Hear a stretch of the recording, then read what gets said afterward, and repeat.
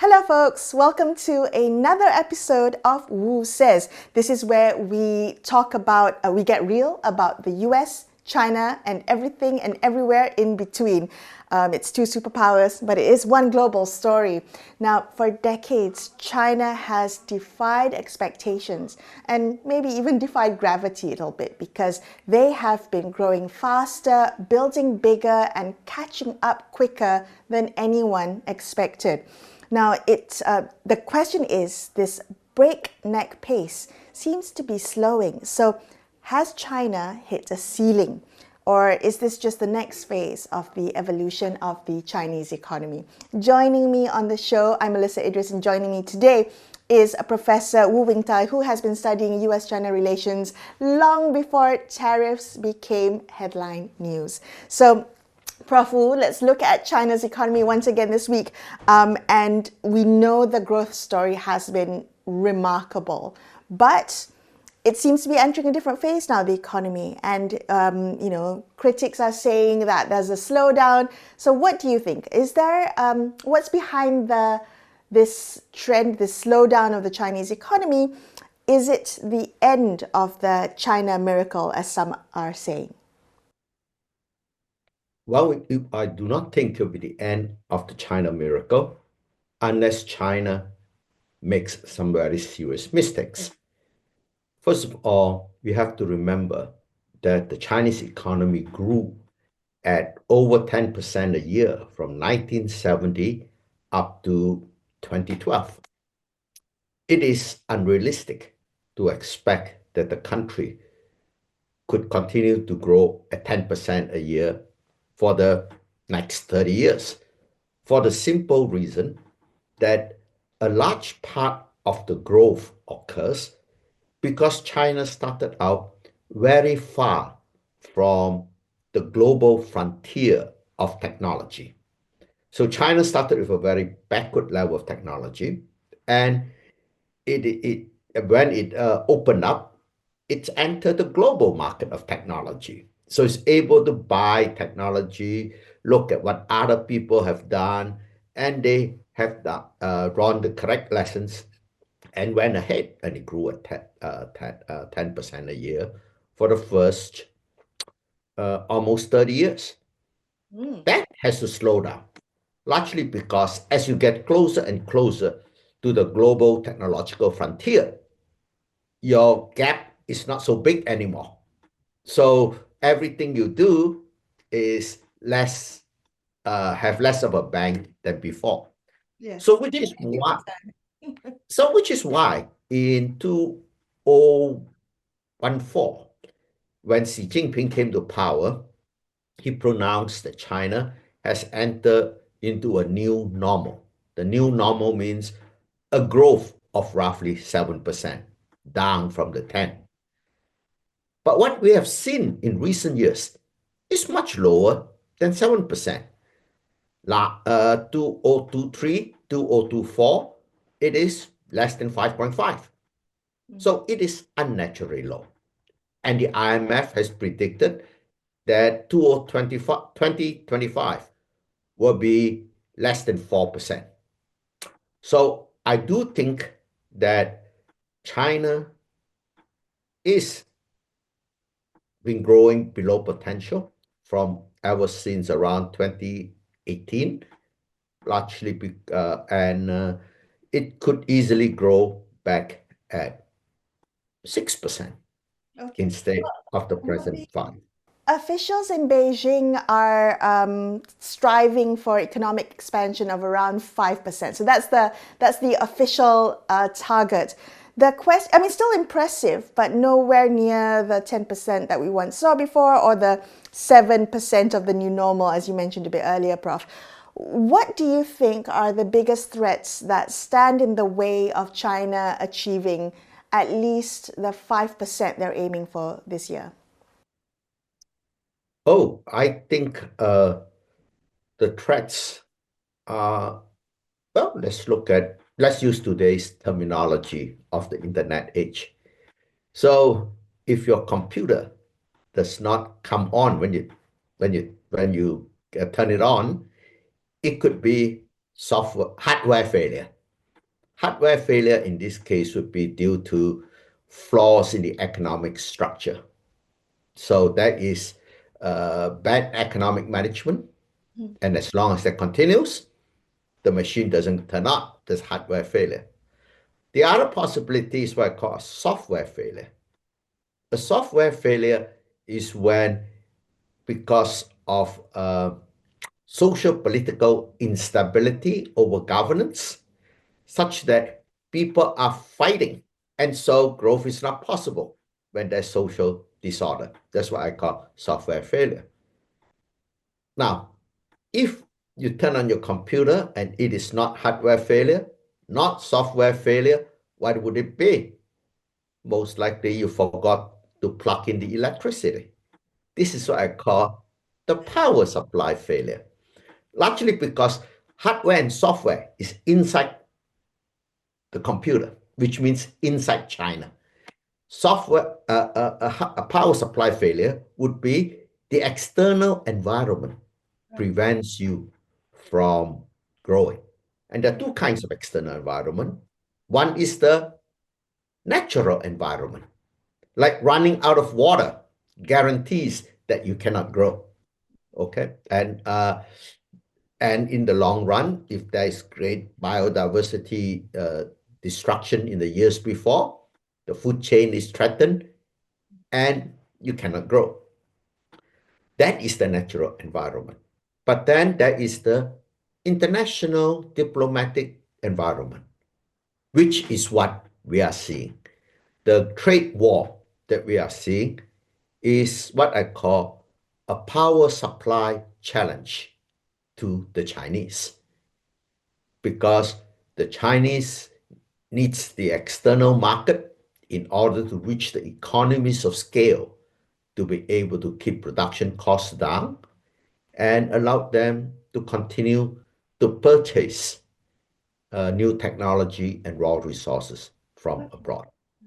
Can we delve further into the power supply challenge externally, as you've put it, specifically Washington's containment, tech containment? So looking at that specifically, has that in any way slowed Chinese innovation in a meaningful way? Has it, is that one of the power supply challenges that you foresee as a threat to the growth of the Chinese economy?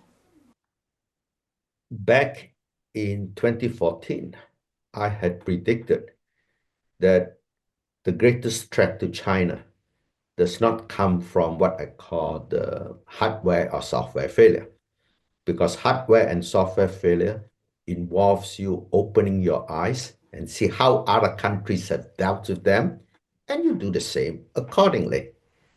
But when it comes to the external dealing with foreign relations, that is not, no unilateral action can fix it unless you surrender. So dealing with the external world, I had predicted in 2014, is China's biggest challenge. Wow. And now the threat has realized. And that a lot has to do with the fact that when China joined WTO, it had agreed to a string of conditions of market opening, which it has not met. And the other thing that has disappointed the Americans is that China has not followed the path that they had that of Taiwan and Korea, where authoritarianism collapsed under the weight of economic development. The Communist Party of China shows no sign of being any weaker than in 1978. So this has certainly caused part of the reaction against China. Can China overcome it? Well, the way the Americans have gone about containing China has also been accompanied by a host of policies that is helping the diffusion of knowledge in China. For example, the Americans have closed entry into their universities to foreigners, especially from China. So basically, and China has responded with the opposite reaction, which is opening up its universities to the rest of the world and increasing the amount of English language instructions catering to the foreigners. So the Americans' way of isolating China technologically has been a very clumsy one. And so it will not be effective until they stop this xenophobic behavior in America. China, as you could say, has been able to respond very effectively to this attempt at technological isolation. You look at DeepSeek, you look at Huawei, and you look at the electrical vehicles that are coming out from China. They are better than Tesla, in my opinion. Okay. Well, so clearly the way they've responded to some of these threats has worked in their favor. They're clearly doing something right. We talked a little bit about the secret sauce that China's got. So maybe they're doing something right. But I'm curious to know, Prof. Wu, what you think they should do more of, what they should double down on, and what they should avoid doing. So what are the kind of pitfalls that China must avoid if it's aware of the threats to its economic growth? Well, as I said, the source of China's growth in the previous 40 years has been the convergence to a private market economy. That rate of convergence to the private market economy has slowed substantially since around 2016. What are the things that China has done to converge to a market economy? You look at the products market, they've all been deregulated. You can buy and sell electric vehicles freely. You can buy products. But that is not true, however, for what we call the factor markets in China. Factor markets refer to the capital market, the land market, and the labor market. They are very backwards. Let us talk about capital market. The job of capital market is to allocate capital to places where it maximizes the productive capacity of the economy. You allocate to where it is most productive. In the old days, what's been holding the country back has been lack of investments in physical infrastructure. Goods cannot move to the ports to be shipped up. People cannot move around the country easily. But now, thanks to the comprehensive high-speed railroad system and the air links and the seaports, that is done. But that was able to be done very cheaply because China's financial sector is dominated by 4 state-owned banks. The state-owned banks take all the savings in China and directed it to this infrastructure investment. But now the task is done. China has enough high-speed railroads, have enough airports, have enough seaports. So now the capital has to be directed to industries that will grow. And that's where the state-owned banks fail. The state-owned banks systematically discriminate against small and medium private enterprises. Prof. Wu, can I just ultimate sources of right? growth. Sorry, just to interrupt, and I'm curious because you spend so much time not just studying China, but you were also in China, getting a sense of what it's like on the ground. I'm quite curious for someone watching from the outside of China and only being able to access China through the news or through media or even social media. What's your read of how the economy is growing on the ground? what do you sense in terms of the pace of growth? Are people feeling on the ground this 5% growth that the officials in Beijing say? Well, two big things have happened that have made people feel much poorer. One was the wealth destruction during COVID-19. Many, many small and medium businesses had to continue to pay rent while they couldn't open their shop. So that certainly took a big swipe of their capital. The second reason why people feel much poorer has to do with the fact that the housing bubble has just ended. So everyone's inflated idea of how much their homes are worth has come crashing to the ground.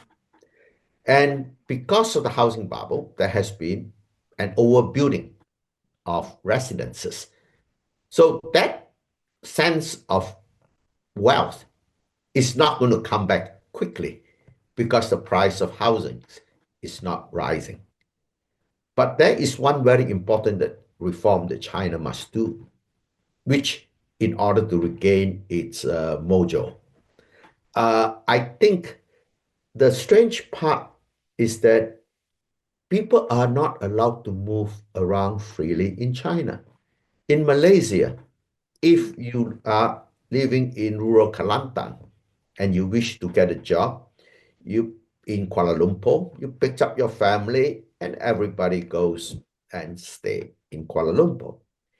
In China, you have the household registration system, which meant that many of the workers who move to work in the cities are doing so illegally, which means that they are not able to enjoy the full amenities of being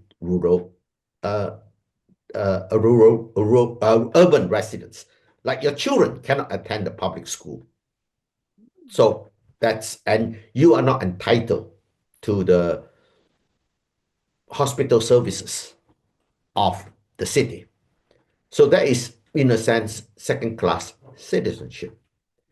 Now, what needs to be done in China is that when the urban reforms began, whatever home that you happen to live in is sold to you at a very small price.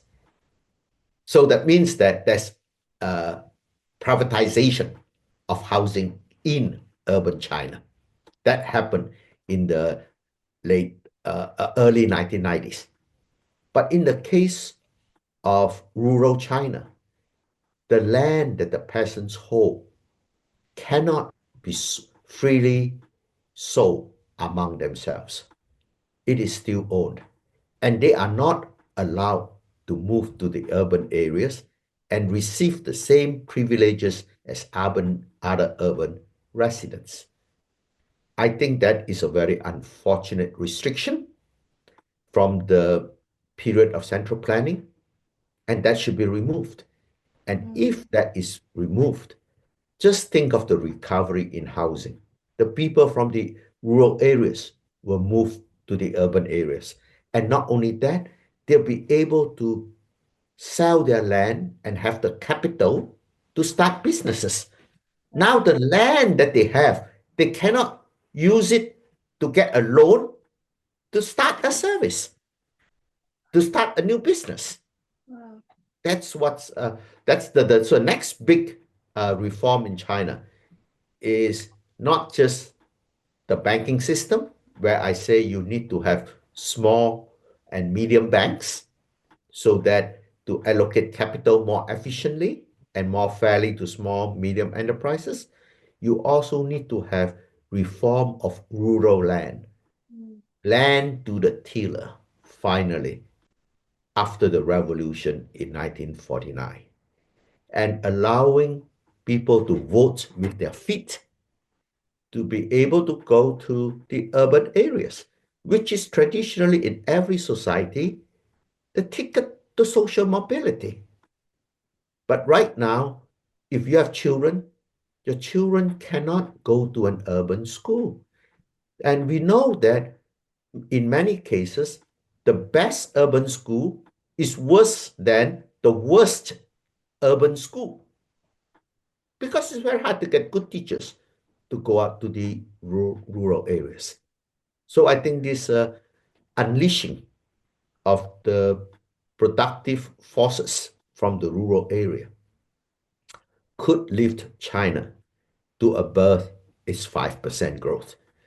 It is quite surprising to me that when Xi Jinping talks about the new normal of 7%, that he said that in 2014. But today, 10 years later, it has come crashing down to 5%. I think that crash has come a little too early.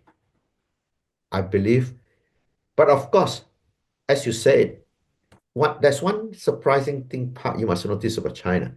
From 1978 to 2012, every time the government gives a target for growth rate, there are only 2 years in which growth is actually lower than the target.